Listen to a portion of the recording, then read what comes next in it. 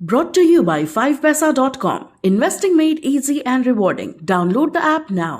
नमस्कार, आप देख रहे हैं बिस्तक। मैं रजत देवगन। आज तो हफ्ते का पहला कारोबारी सत्र, लेकिन बाजार में भारी उठापटक देखने को मिली। देखिए, शुरुआत ही 57 अंकों के गैप डाउन के साथ निफ्टी ने कर दी थी 16,662 के लेवल पे। लेकिन उसके बाद एक बार ऐसा लगा कि निफ्टी बैंक का सहारा आज भी मिल सकता है। आईसीआईसीआई बैंक के बलबूते नतीजे शानदार आए हैं और ओपनिंग भी ठीक देखने को मिली थी। लेकिन आईसीआईसीआई बैंक में भी मुनाफा वसूली हुई। निफ्टी बैंक 37,000 के लेवल तक तो पहुंचा था, लेकिन ऊपरी स्तरों पर टिक नहीं पाया। मुनाफा वसूली देखने को मिली और अल्टीमेटली निफ्टी पर भी दबाव ही देखने को मिला। आप देख रहे हैं बिस्तक पे स्पेशल रिपोर्ट, लेकिन एक स्पेशल ऑफर है आप व्यूअर्स के लिए। वो है 5 पैसा की ओर से, जिसका नाम है life time zero brokerage. Download कीजिए 5 पैसा ऐप, जिसका लिंक डिस्क्रिप्शन बॉक्स में दिया है। टाइप कीजिए कूपन कोड LNT2100। इसके बाद आपको मिलेंगे एक्साइटिंग ऑफर्स। 5 पैसा के जरिए आप किसी भी इक्विटीज, म्यूचुअल फंड्स और आईपीओ में इन्वेस्ट कर सकते हैं। लेकिन ये जो ऑफर है, इसके बारे में आपको जानकारी दे दें तो इसमें आपको मिलेंगे 2100 रुपए तक के बेनिफिट्स, जिसके दो हिस्से होंगे। पहला, आपको मिलेगा 25 दिनों के लिए 100 रुपए का फ्री क्रेडिट, जिसका इस्तेमाल आप स्टॉक्स खरीदने में कर सकते हैं। और दूसरा, आपको टॉप ब्रांड्स के 2000 रुपए के डिस्काउंट वाउचर्स भी मिलेंगे। तो देर मत कीजिए, डाउनलोड कीजिए 5 पैसा ऐप, लेकिन कूपन कोड LNT2100 लगाना ना भूलें। आज के दिन का हाई निफ्टी का है 16,706 का, लो लगा है 16,564। दिन के दौरान सुधर गए और क्लोजिंग दिखी है 16,631 के लेवल पे। 88 अंकों की गिरावट के साथ क्लोज टू क्लोज बेसिस पे निफ्टी बंद होता हुआ नजर आया है, लेकिन जहां खुले थे उसी के आसपास ही बंद होते हुए नजर आए हैं। तो इनडिसीजन मार्केट पे साफ तौर पे नजर आ रहा था। निफ्टी बैंक 12 अंक गिरकर बंद हुआ है। अल्टीमेटली एक बार तो 37,000 के लेवल को पार कर गया था, लेकिन क्लोजिंग हुई है 36,726 के लेवल की। और सेंसेक्स 306 अंक हल्का होता हुआ नजर आया क्लोज टू क्लोज बेसिस पे। जो मेजर कल्प्रिट बना वो था रिलायंस इंडस्ट्रीज। देखिए, चार स्टॉक्स का बिहेवियर हम क्लोजली ट्रैक कर रहे थे। Reliance industries, Infosys, ICICI bank और कोटक महिंद्रा बैंक। वीकेंड के दौरान इन्होंने नंबर्स रिपोर्ट किए थे। रिलायंस इंडस्ट्रीज के नतीजे शुक्रवार को बाजार बंद होने के बाद आए थे और रिलायंस इंडस्ट्रीज का ही आज जबरदस्त इंपैक्ट पड़ा है मार्केट पे। ऊपरी स्तरों पर जबरदस्त मुनाफा वसूली देखने को मिली है, क्योंकि नतीजे अनुमान के मुताबिक नहीं थे तिमाही दर तिमाही आधार पर। रिलायंस इंडस्ट्रीज 68 पॉइंट्स की गिरावट इसकी तरफ से, निफ्टी पे गिरावट में सबसे ज्यादा कंट्रीब्यूशन इसकी तरफ से। इसके अलावा कोटक महिंद्रा बैंक, इन्फोसिस ने भी दबाव बनाया। M&M, मारुति सुजुकी संभल नहीं पा रहे थे, लेकिन जो आज मेजर इंपैक्ट पड़ रहा था वो ऑब्वियसली रिलायंस इंडस्ट्रीज का ही पड़ रहा था।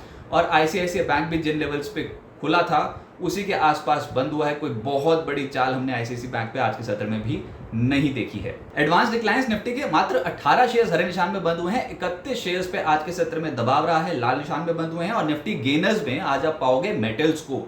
टाटा स्टील नंबर्स से पहले चढ़ता हुआ नजर आया, 3% का उछाल यहां पर था। इंडसइंड बैंक लगभग 2% चढ़ा है। कोल इंडिया 0.25%, हिंडाल्को और अपोलो हॉस्पिटल्स निफ्टी के टॉप गेनर्स की सूची में शामिल हैं।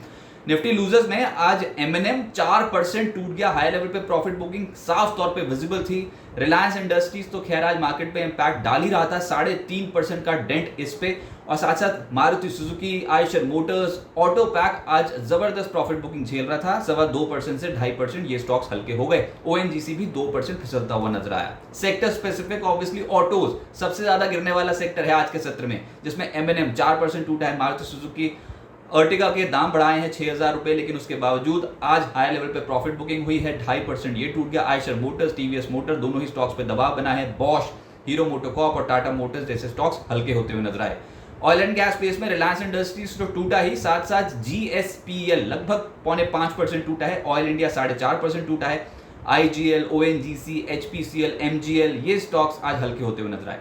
फार्मा स्टॉक्स का दिन बिल्कुल नहीं था। ग्लैंड फार्मा 2.5% टूट गया। लॉरस लैब्स 2.5% नीचे। Ipca labs, Alkem, Cipla, Aurobindo pharma, Biocon 1.5% से 2.25% टूटते हुए नजर आए।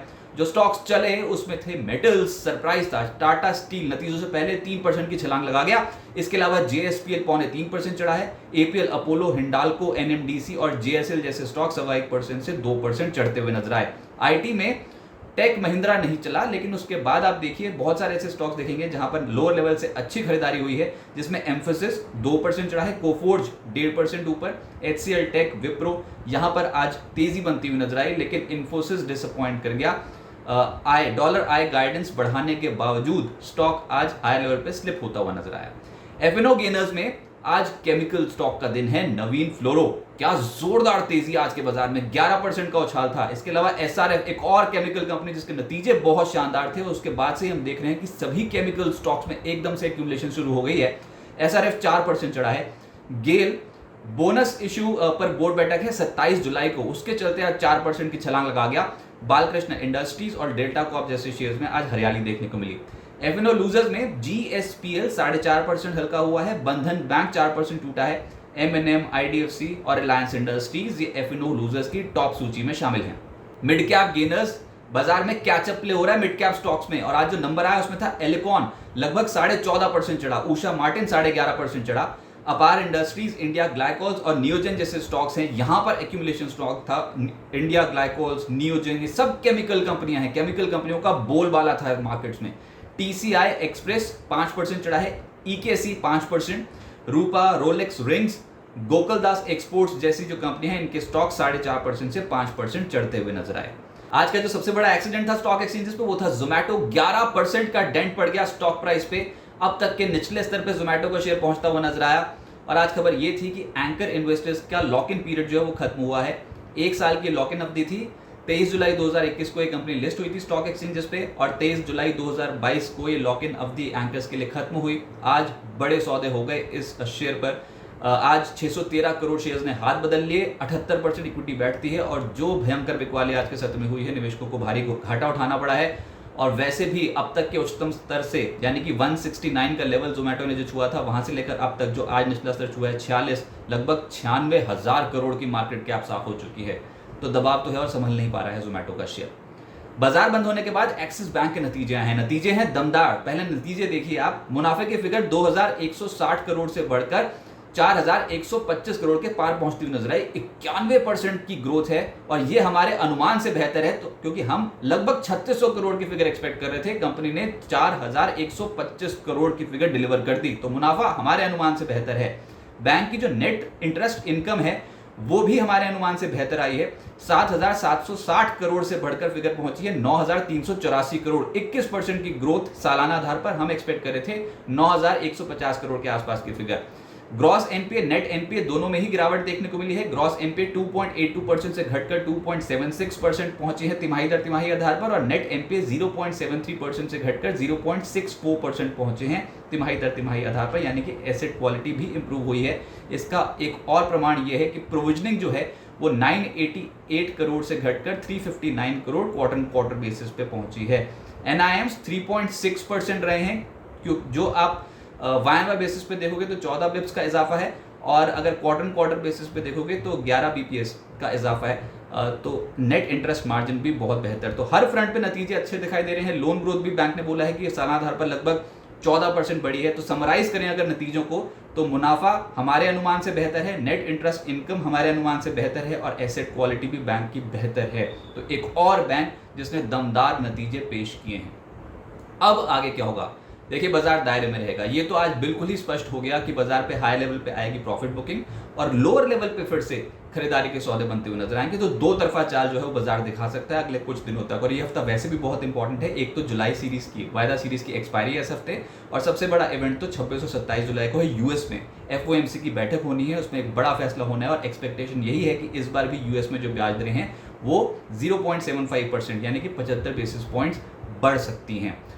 निफ्टी के लिए जो next resistance level, immediate resistance level जो है, और ये प्रूफ भी हो रहा है मार्केट पे, आज भी इसको पार करना बहुत ज्यादा मुश्किल हो गया था, वो है 16,750 से लेकर 16,800 का जोन। ये एक रेजिस्टेंस का काम कर रहा है और नीचे सपोर्ट भी मिल रहा है। ये बहुत इंपॉर्टेंट सपोर्ट है। 16,450 से 16,500 की जो रेंज है ये बाजार के लिए एक इंपॉर्टेंट सपोर्ट की तरह एक्ट करेगी, और आप देखोगे इन लेवल्स के आसपास फिर से खरीदारी हो सकती है और हाई लेवल पे फिर से प्रॉफिट बुकिंग। जब तक कोई मेजर डिसअपॉइंटमेंट इंटरनेशनल मार्केट से ना आ जाए या फिर कोई बहुत बड़ी पॉजिटिव खबर इंटरनेशनल मार्केट से ना आ जाए, तब तक कंसोलिडेशन का फेज हो सकता है मार्केट्स पे जारी रहे। ऐसे रेंज बाउंड मार्केट में स्टॉक स्पेसिफिक हलचल ज्यादा रहेगी। और कल तो फिर से नतीजों को जो ट्रैक कर रहे हैं उसमें एशियन पेंट्स है, बजाज ऑटो, एल&टी, टाटा पार, मैकडॉवल के नतीजे आने हैं। लेकिन इस कंसोलिडेशन के फेज के बाद बाजार एक बड़ी चाल पकड़ेगा, पर सबसे बड़ा इंपैक्ट ऑब्वियसली रिजल्ट्स का ही रहने वाला है इंडियन इक्विटी